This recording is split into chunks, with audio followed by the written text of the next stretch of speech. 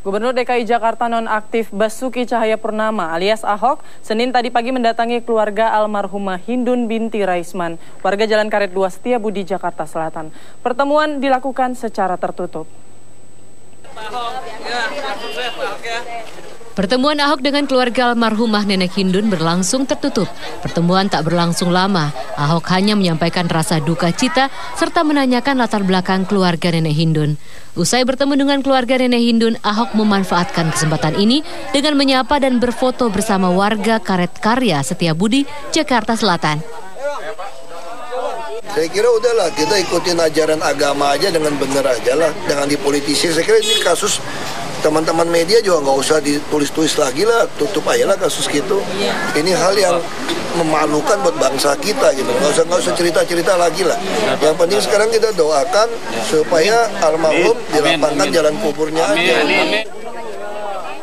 Almarhumah Hindun yang meninggal di usia 78 tahun pada 7 Maret lalu terpaksa harus disolatkan di rumah duka dengan alasan hari sudah gelap.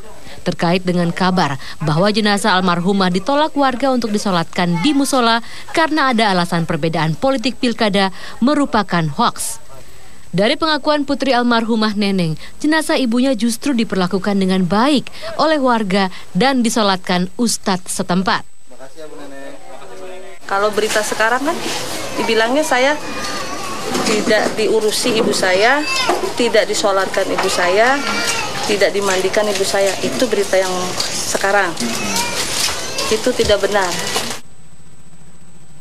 Usai pencoblosan pada putaran pertama, dinamika politik Pilkada DKI Jakarta kembali memanas, menyusul pemasangan spanduk bernada provokatif di sejumlah masjid dan musola yang melarang mensolatkan jenazah pendukung calon gubernur nomor urut 2 Basuki Cahayapurnama alias Ahok.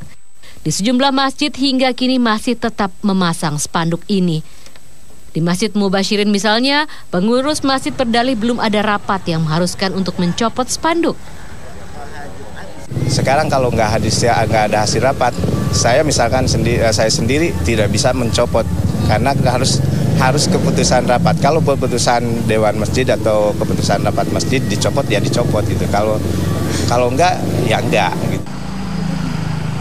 Pemasangan spanduk juga terlihat pada sejumlah sisi dari Masjid Al-Jihad di Kelurahan Karet, Kecamatan Setiabudi, Jakarta Selatan. Pemasangan spanduk ini berdalih merujuk pada surat At-Taubah ayat 84 yang melarang kaum muslim mensolatkan pendukung penista agama yang digolongkan kepada kaum munafik.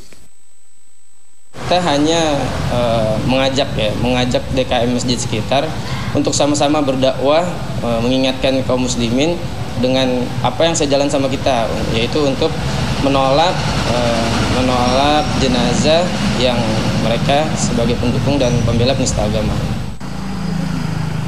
Menilik pada hasil perolehan suara di TPS 15 tak jauh dari lokasi Masjid Al-Jihad, pasangan Anies Sandi unggul dengan perolehan suara mencapai 188, disusul pasangan Ahok Jarot dengan 121 suara dan pasangan Agus Silvi 42 suara dan 3 surat suara tidak sah. Pemprov DKI Jakarta memastikan akan bertindak persuasif jika ada pihak yang ingin memasang kembali spanduk-spanduk bernada provokatif ini. Belum tentu spanduk itu dipasang oleh tokoh-tokoh agama setempat, belum tentu oleh masyarakat setempat, karena diajak bicara dulu. Kalau sependapat, yang pertama bahwa mayat yang beragama Islam atau Muslim ini harus mengikuti niat fardu kifayah yang kita sholatkan. Total ada 10 masjid di wilayah Setiabudi, Jakarta Selatan yang memasang spanduk pelarangan mensolatkan jenazah muslim pembela penista agama. Andarani Sahara, Ilmawan Dwi Hertanto, Jakarta.